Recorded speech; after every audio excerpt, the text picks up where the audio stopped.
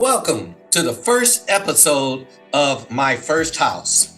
To learn more about this show, visit our website at TGSTheGoodSteward.com, click on the podcast link, and listen to the intro episode, The Good Steward. Now, let's get started. Kicking off our list of exciting guests is real estate professional, author, motivational speaker, business coach, Dwight Pledger. For over 30 years, Dwight Pledger has been about the business of developing, fine-tuning, and perfecting his message of hope and restoration to thousands. In 2003, Dwight officially became a member of the Les Brown Platinum Speaker Program.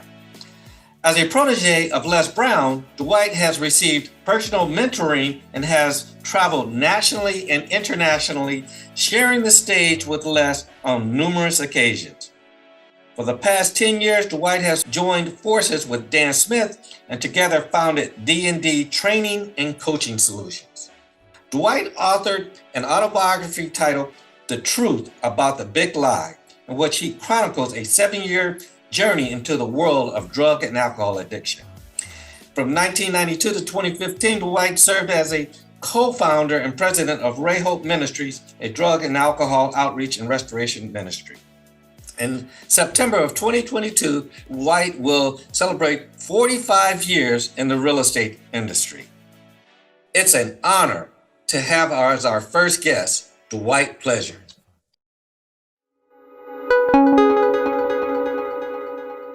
I'm glad to be here. First of all, thank you for allowing me to be on your inaugural podcast. Yes. And the My First House theme, I like that. Hopefully you'll have all your guests talk about when they bought their first house. It's something that you mentioned that, Dwight, and not to interrupt you, but and as we kind of spoke before, it's not just about my first house, but it's about our journey. It's about getting prepared for that next step. And my first house is like it's such a big step and was a big step in our lives, in your life and my life, and as it is in many others. So and we plan on talking to many others like yourself, and just to get an idea of what it's like through going through the mission. And your mission is just, it's an amazing story, reading your book and going through your book and seeing your journey. It's just, and that's a whole nother conversation that ticket, right? Get into later. But today we're going to talk about your real estate journey, and I think you wanted to share something with us. You had a platform that you wanted to share. Real estate is a real job, and so if you can just kind of elaborate on that and kind of just tell us a little bit about that, and moving forward. Okay, sounds good. So, my real estate journey started back in 1975 in the San Diego, California area. I was in the military at the time, and actually, just a little short story. I was actually going back and forth from work. I was at Naval Air Station Coronado, and we had to go up the Strand. So I was coming down the Strand one night, and I had a flat tire. And got out of the car, and back then it was, wasn't as many options as far as getting some help as there are today. Yes. Didn't have a cell phone, of course, so had to walk to the nearest business that I saw was open, and this one particular real estate office was open, Century 21 office in Imperial Beach, California. So I walked up in there, and there was an older gentleman in there named Carl, and Carl was talking to me, and he basically, he really planted a seed. He said, you ever thought about getting into real estate? And I had not up until that very moment. Long story short, that was In 1975, I went ahead and did what I had to do to get my real estate license. And as they say, the rest is history. So we don't want to despise a day of small beginnings because clearly, I like to talk about defining moments a lot. That's in life, there's the moment, then there's after the moment, nothing's the same again. That flat tire, which could have been a negative thing as we look back on it, but I look back on it as a providential experience that led me to part of my purpose and destiny by virtue of going into that real estate office. Wow, wow, that's amazing.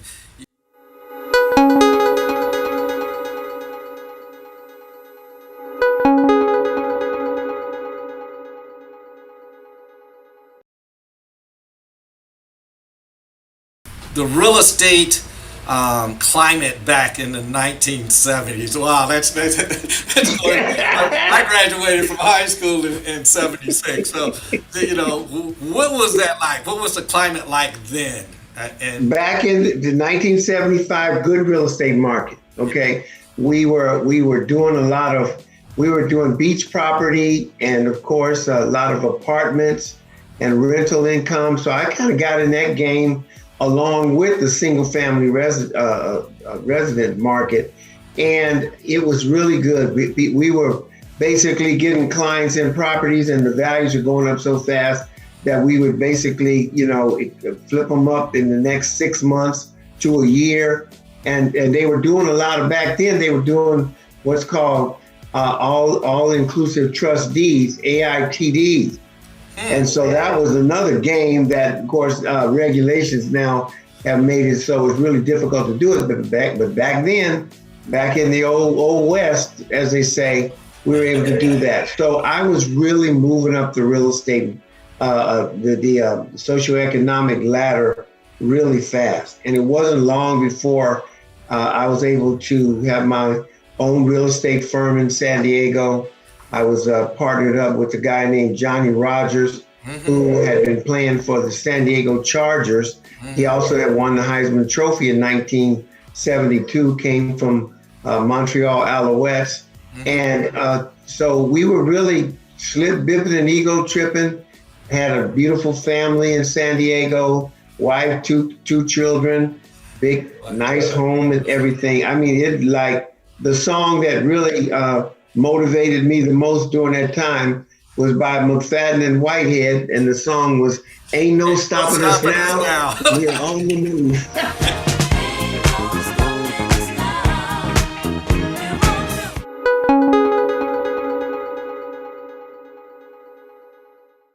That was a good season. That was before the crash of the early 80s that took place. It began, of course, that crash began in the year 1979 when the interest rates kind of jumped up and escrows were falling out, falling out of escrow, deals were falling out, and it just got to be crazy all of a sudden. Nobody got a warning, caught everybody, off guard. let's talk about The that. market shifted. Let's talk about, if I can inject something here. You said interest rates. Right. We have been so spoiled by the Oh my goodness. Yes. Tell me about the interest rates Yes. then. Back then, we would be happy to get 10%.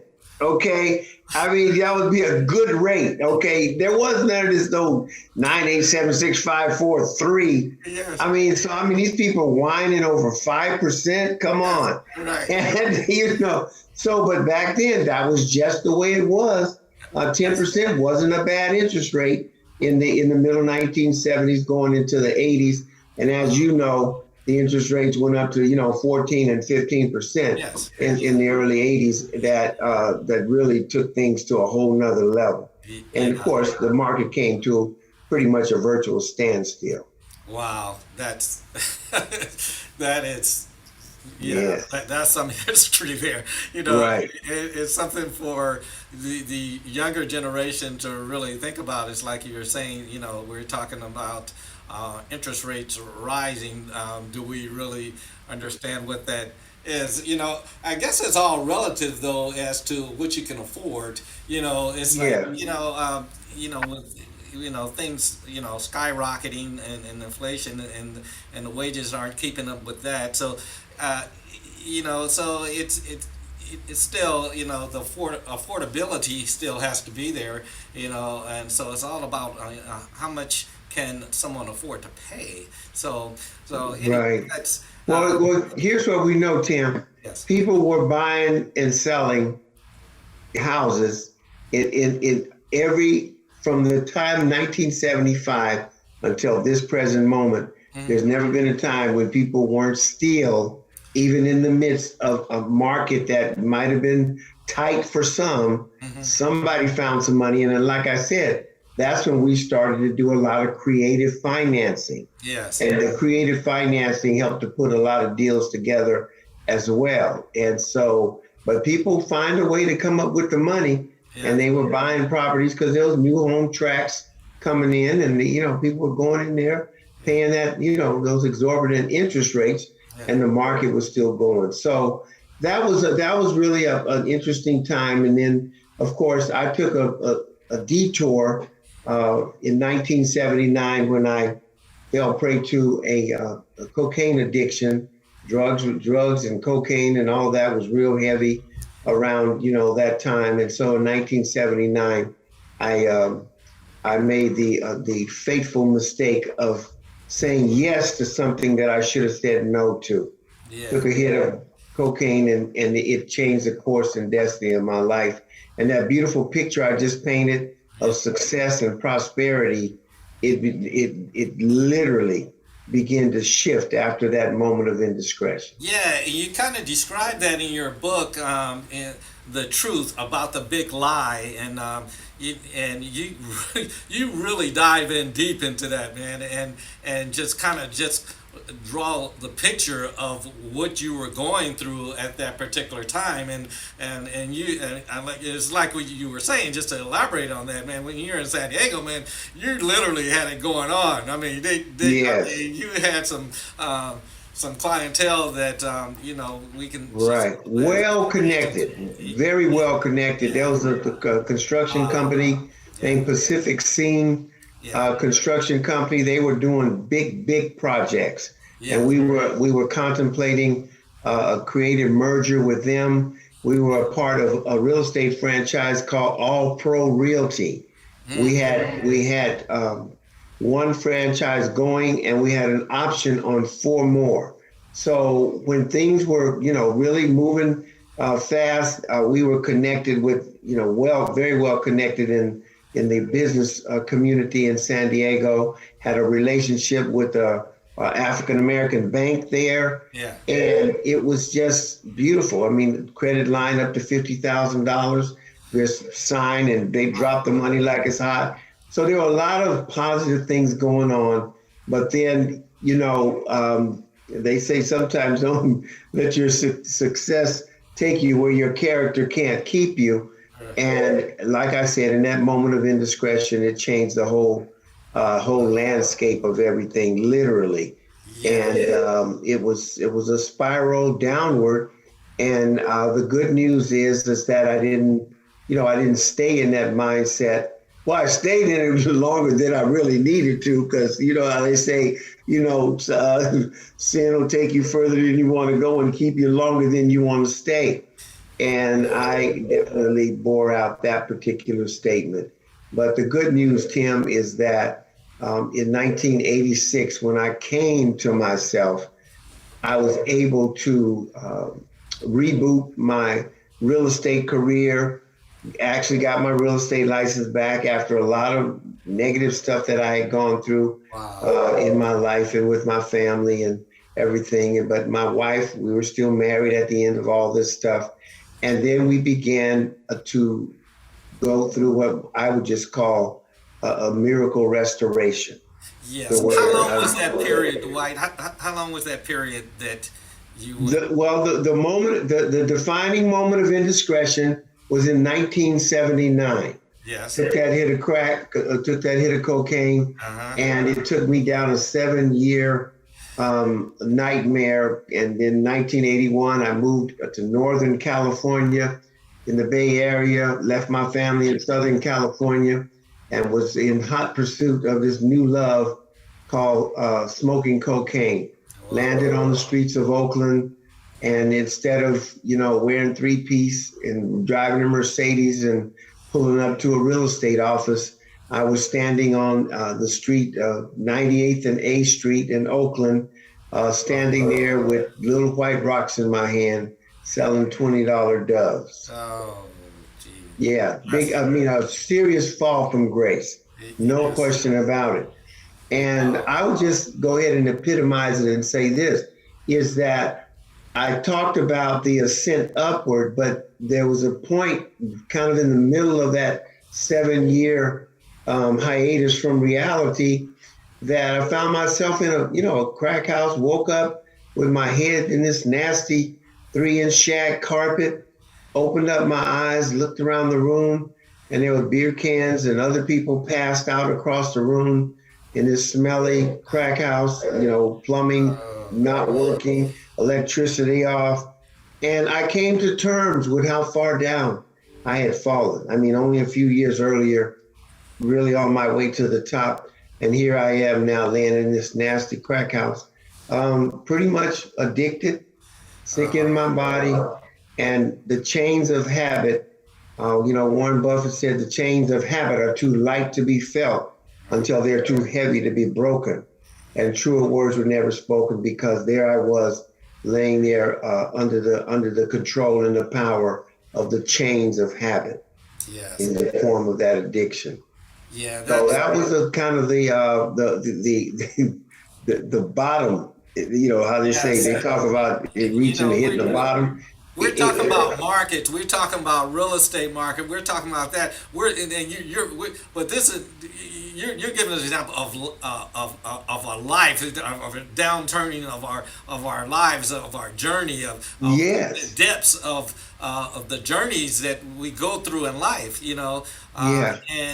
And man, you went down to that level where I'm sure you never thought you would ever go. Never saw yourself though. Never. That's why I titled the book "The Truth About the Big Lie." Yeah. Because one of the first big lies that a lot of people will basically fall for is to say to themselves, when they see other people experiencing some of the devastating things that life can bring about. Yes. Whether it's addiction or any type of condition in life, they'll say to themselves, that will never happen to me. Yes. And having that kind of arrogant, prideful mindset sets a person up, because they're not really looking for that left hook or that right hook that'll come, that when life decides to take the pencil out of your hand and start writing your story for you. Yeah. And it's a story that you wouldn't write if you had the pencil in your hand. Yeah, that's right. I'm glad you said that. That's a good point. They said, whether it's drugs or it could be something, someone could lose a job, and, they could be going very well in their career and lose their job. And then all of a sudden they have no income coming in, and then now they're facing all these life challenges, and they thought they would never be there, Right. And, yes. So absolutely. We all have the journeys that we've went through, and I've been through mine. and so everybody has a story, my brother. We have our journeys. So when you came back to the market in the mid '80s, and to the when you were delivered from this addiction, and you positioned yourself to get your license back, what was the market like at that point? Okay, well that's good. Well, let me just say this on the way to answering that question. Mm-hmm. I talked about the defining moment of taking that hit of crack. Mm-hmm. I had another defining moment, mm-hmm. which ended that nightmare. And in that defining moment was a day that I call it the third Friday in June of 1986. I'll never forget that day. And matter of fact, it was on into the evening, because that day I'd been getting high with a friend that I grew up with. and we ended up across the street from my eldest sister's house. She wasn't home, but she had prayed for me, arranged for me to come to Southern California, back to my family. And I was across the street, still getting high, but I ended up talking to my nephew, begged him for one hit of crack. You know, here I am, this little boy, I used to throw him up in the air. Now I'm begging him for some cocaine. Oh, my So I took that hit, blew the smoke out, walked to the front door, turned to my friend that I grew up with, known him since I was 8 years old. And I said, hey, man, I said, I'm done. I'm through. And I think he thought I meant I'm through for the night and we'll hook up tomorrow. But what he didn't know, that something was happening in my heart. In your heart. Walked across the street, Yes. walked into the door of my sister's house. She was out of town, collapsed on her floor, not from the drugs, not from the alcohol, but from the weight of the burden of my sin and all of the destruction that I had caused in my life. It had gotten to be more than I could bear.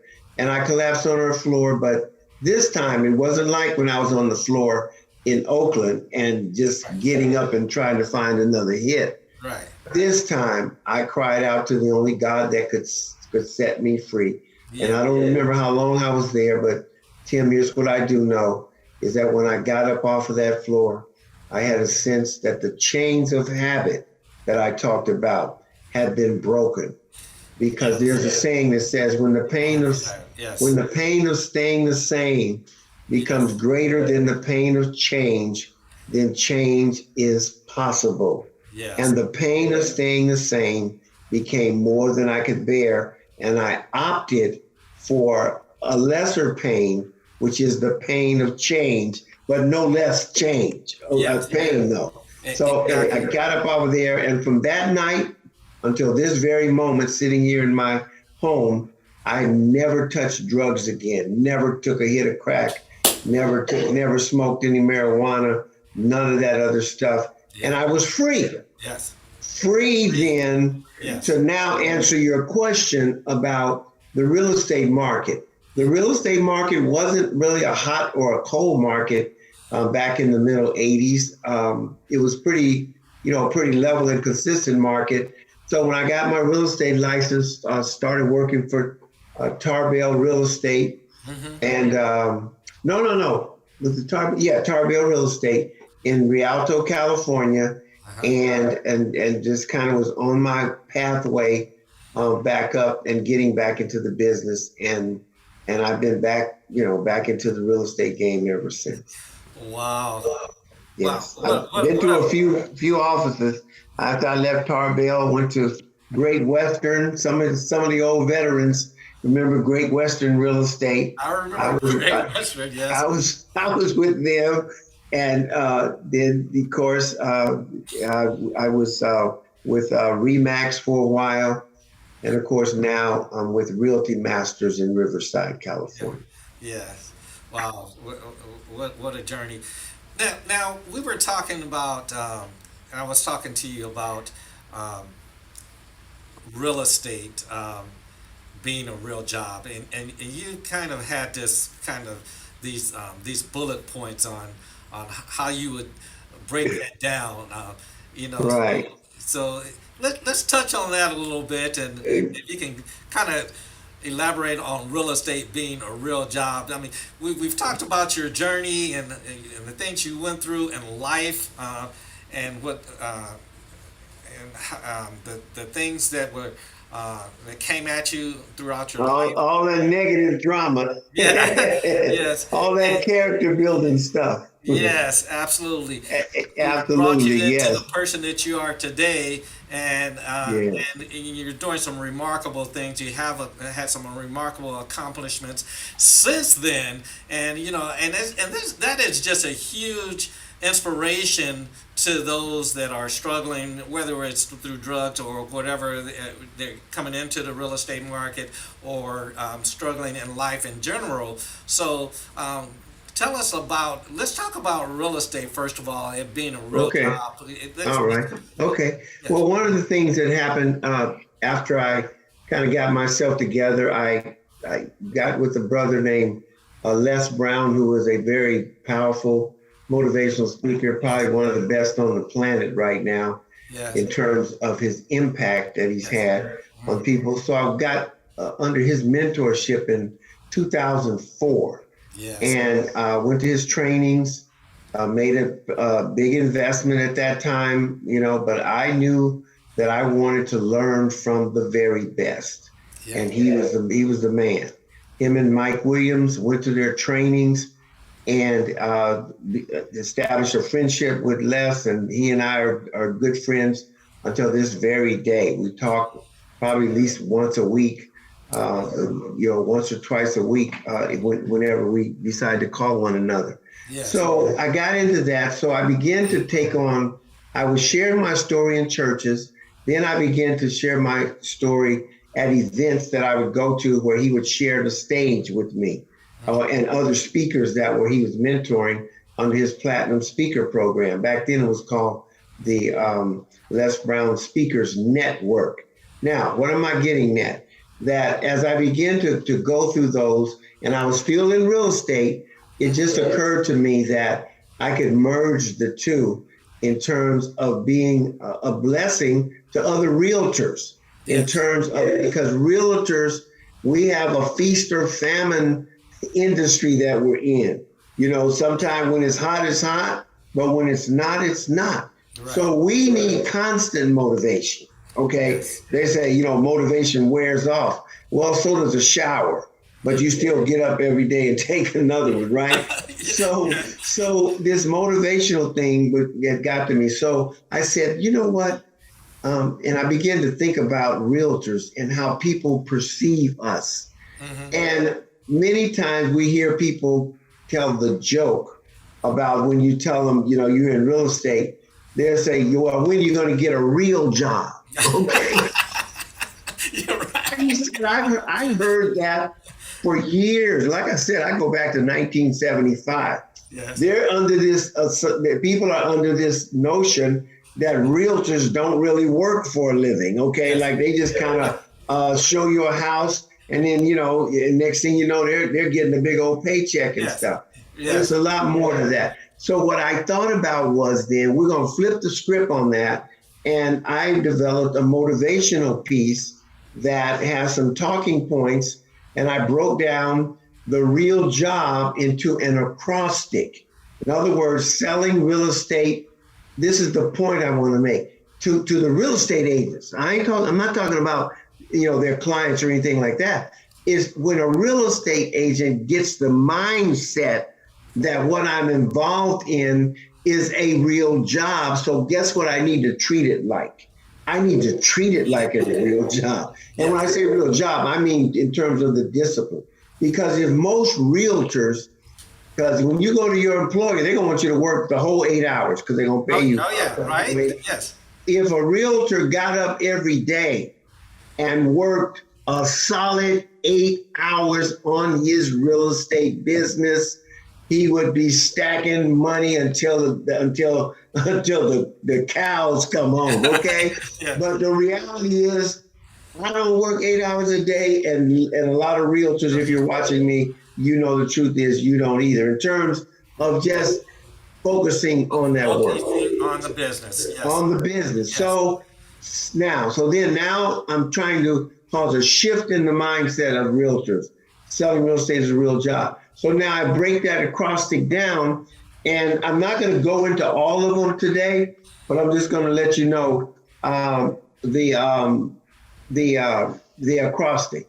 The R in real job, it stands for raise the bar. I'm going to talk a little bit about that in just a second. Okay. The E is empower yourself. Okay, empower yourself. In other words, take on and own the responsibility that you have to learn what you can, to get all the information you can, to gather the experience you can. In other words, empower yourself. There is, with this internet age that we're in now, no one has an excuse for not knowing just about anything, because now you can just open up your mouth and ask Google a question. Yes, right. Everything question you can possibly think of, even a follow-up question after you ask that question, in order to get the information. So you have the ability through YouTube and all these other vehicles to empower yourself. And then, of course, there's the A is attitude is your superpower. You hear that? Like that, yes. Attitude is your superpower because it is the determining factor as to whether you're going to be successful or whether you're going to be a miserable failure or whether you're going to remain in the place of mediocrity. That's like, being in the comfort zone, which Brian Tracy says is the danger zone. Okay. So so attitude is your superpower because things may happen to you, things may happen around you, but the only thing that ultimately matters is what happens in you. Yeah. And that internal locus, that internal due north that we have is our attitude. That's a big determining factor. And so I talk a lot about that when I share this presentation with realtors and go to realtor meetings and things like that. And then the next thing is the L is leverage relationships.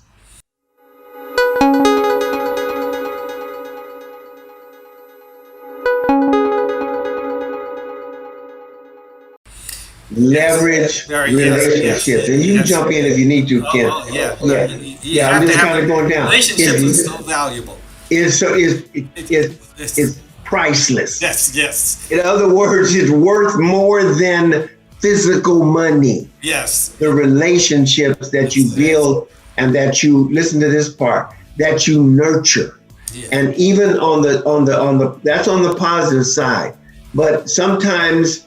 In certain situations, we don't necessarily need to leverage a relationship. We need to leave a relationship. We need to find out and understand that some relationships are toxic. Okay? Are damaging. And that are detrimental to your well-being and to your peace of mind.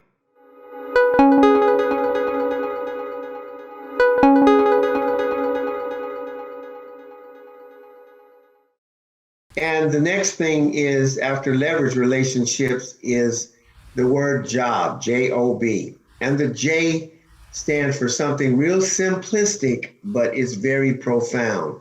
And the J is just do it. Wow, I like that. Just do it. You're scratching your head and scratching other parts of your anatomy. You need to get up off of your seat of do nothing and get it done. I was talking with our master class and those that are a part of our working with our speakers that are three-dimensional storytellers. And we were talking from the standpoint of two words the other night. And we were talking from the standpoint of do something. Yes. In other words, you may not have to be able to do all of it or get it all done, but you need to start by doing something. As Les Brown says, you don't have to be great to get started, but you do have to get started if you're ever going to be great or if you're ever going to be successful. Yes. So that idea there is kind of comes from this idea of don't stop thinking about it. As Tommy Hopkins said, that, you can think about it, you can plan it, you can strategize it, but it's in the do. It's in getting it done. So when we talk about do something, then that's just a mindset of saying, okay, I procrastinated long enough.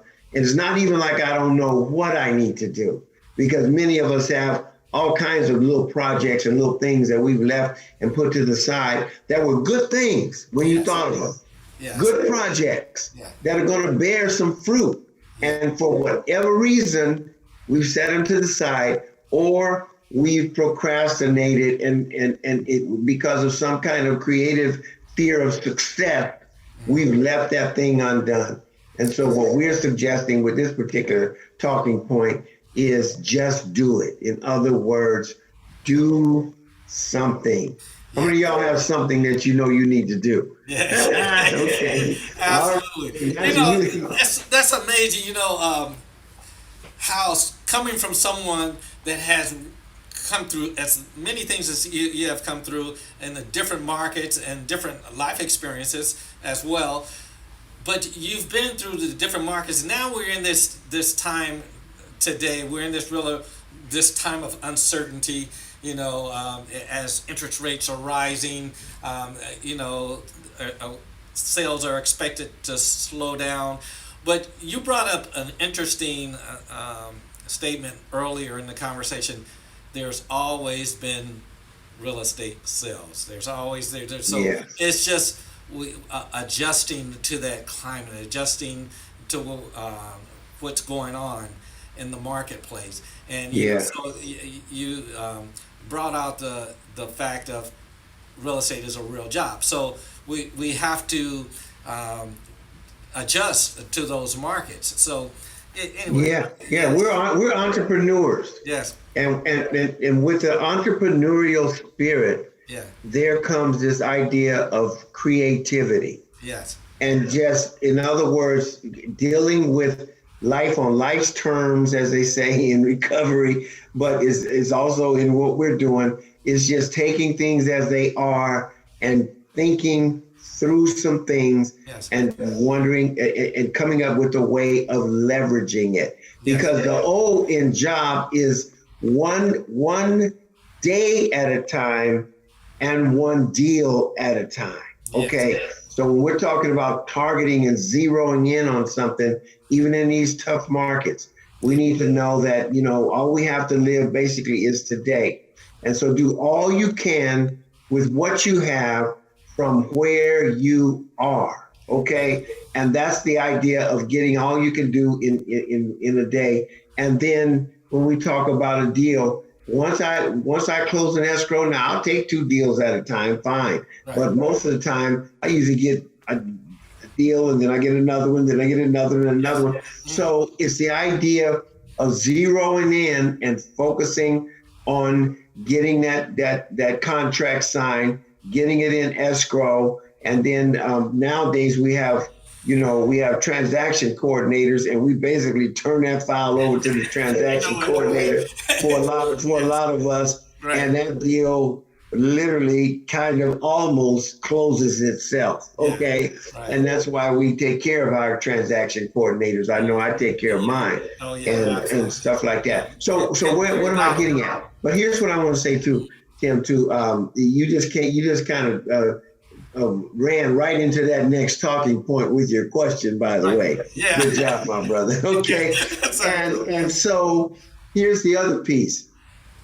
And then I'm going to answer your question about the market and the days and the time. Is the final thing is REALJOB, the final thing and talking point that I go into. And of course, with each of these talking points, there's a lot more I could say, but for the interest of time, I just want to tease you a little bit with this one. And it's believe in yourself.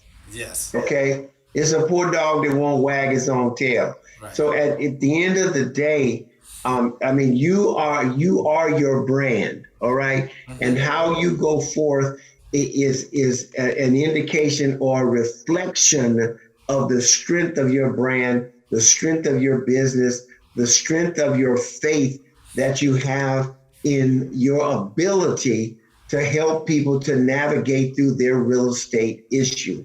Yes. Okay. And so there's all kinds of ways in which we do that. So now you mentioned the fact of how I remember when we went into the mortgage meltdown.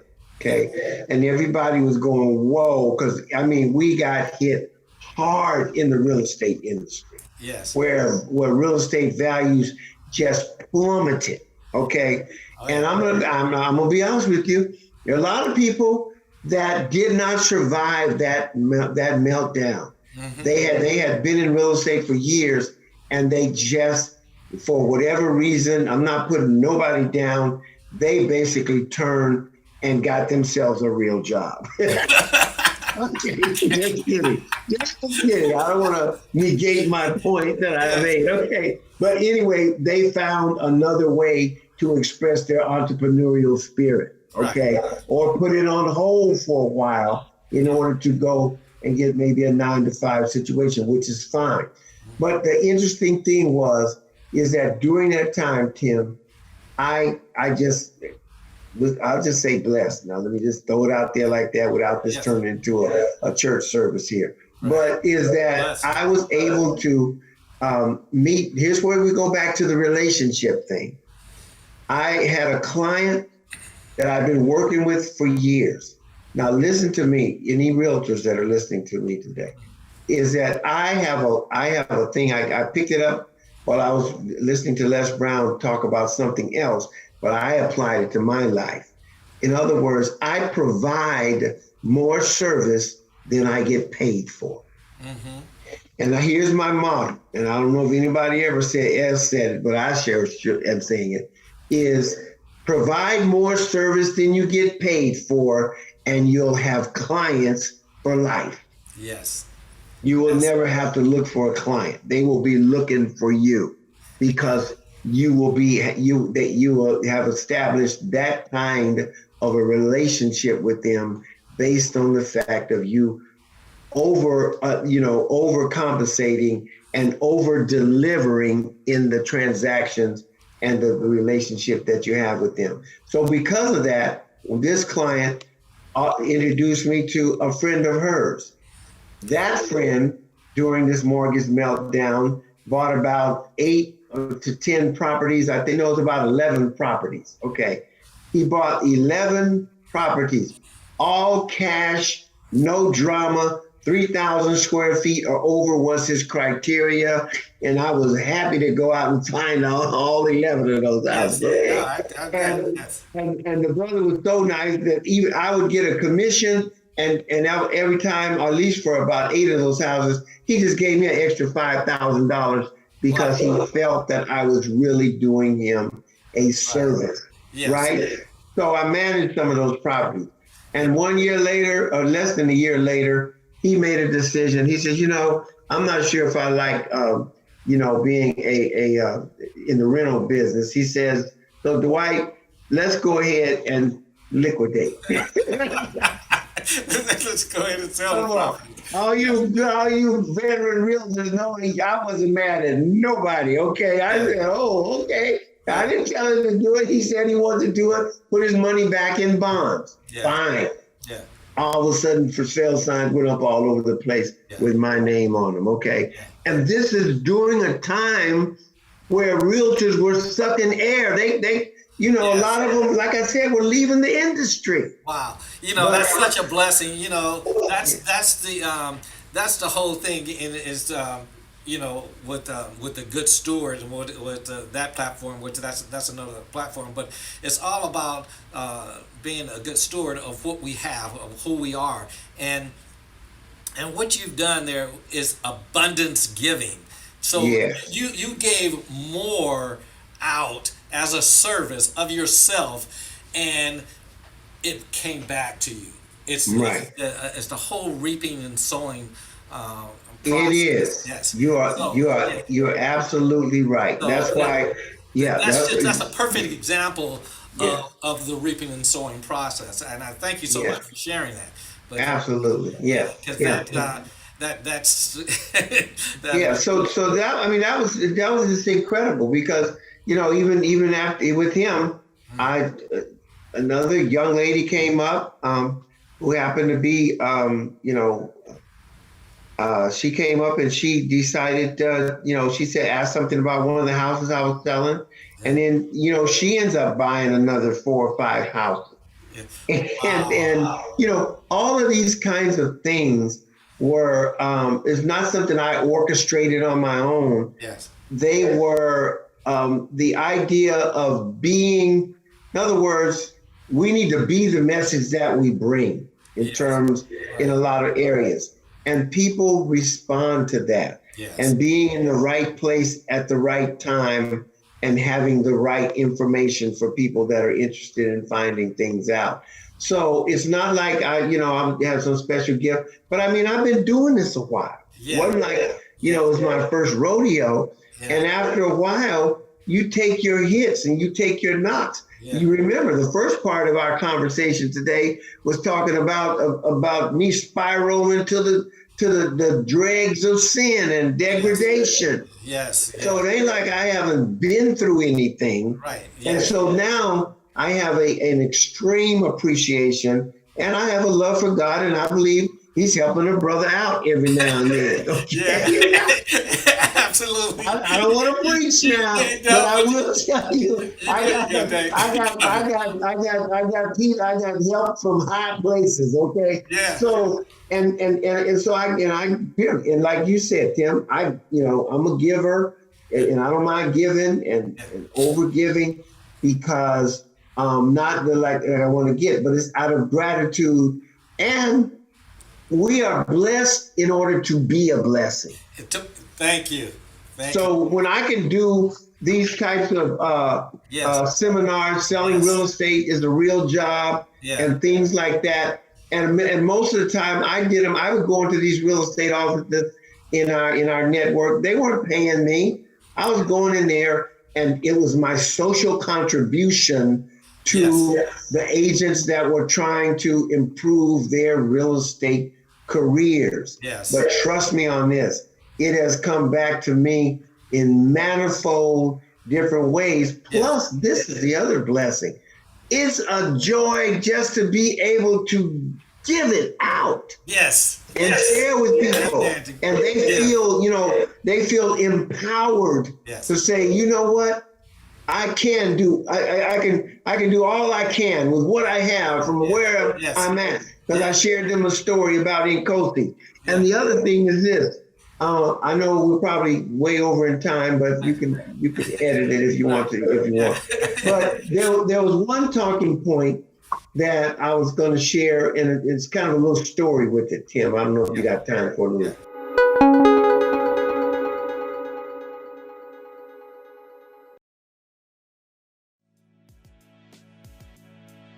What do you do when life raises the bar on you? Interest rates are getting higher. We're looking at people talking about recession. Life has raised the bar. In other words, has put the cookies up where the kids can't really get them real easy anymore. Right. Once you make one hike, guess what they do? Raise the bar. They raise the bar. At some point, there's going to be a diminishing return. Okay, you're about to take your last vault at this hike. And then he patted me on the back and he said, good luck. Okay, here I am now, a little old skinny, 130 or 40 pounds, a crowd on both sides of the runway. And here's what you need to do. I have positive forces pulling for me, and I have a lot of negativity. Fear is one of the most powerful emotions that we experience in life. Fear have done some superhuman things. Yes. You're not going to paralyze me as I stand here ready to take this vault, but I want the fear to harness that energy and allow it to propel me down that runway. But I had to maintain my focus. I had to zone out, and I had to maintain my focus on the thing and the side that was empowering me. You have to take this big pole and run down that runway and plant it in a real small box, relatively speaking, and you got to do this while you're running as fast as you can. Yes. So you cannot lose your focus. You got to stay focused. And listen to this. At the end of the day, when you're up over that bar and you're turning, you have to follow through to the finish. Make sure you don't relax. I glided down that thing, landed in the pit, and my teammates, you remember the thrill of victory in action. They came over and pulled me out of the pit and carried me around the track. And like I was just riding on bodies. Oh man, that's an awesome story, man. Okay. This is a true story. Experiencing the thrill of victory. Yes. All of it's important to some degree, but you miss this next thing and you're in trouble.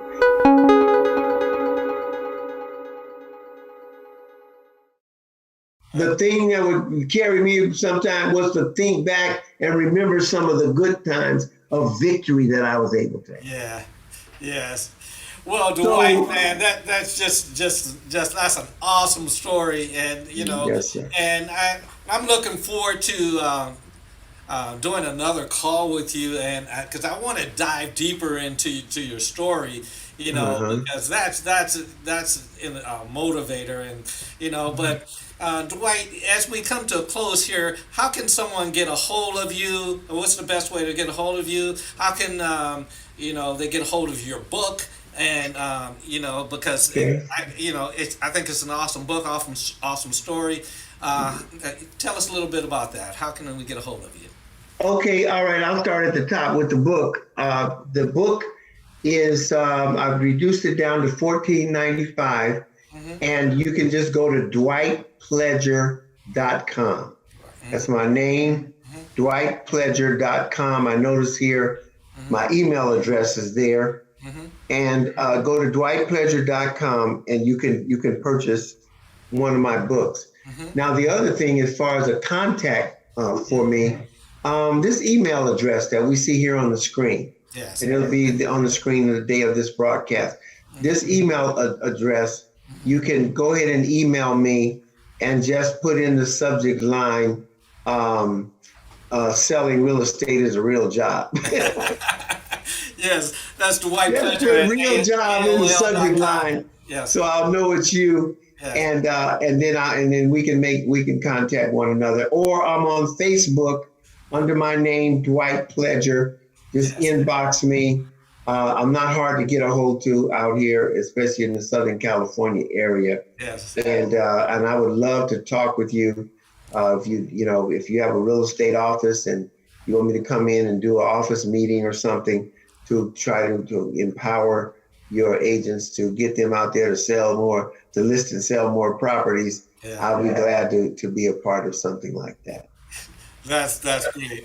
Well, Dwight, thank you so much, and it's been Yes. just a blessing to have you here and to hear your story. Just hear you have so much going on in your stories, man. That I just thank you for sharing a lot of that today, and Yes. I look forward to talking to you again. Absolutely. I appreciate you. I want to thank you for this opportunity, Yes. and I wish you well with my first house and all of the blessings that are going to come out of this particular podcast. So God bless you and God keep you is my prayer. God bless. All right. All right. Bye bye.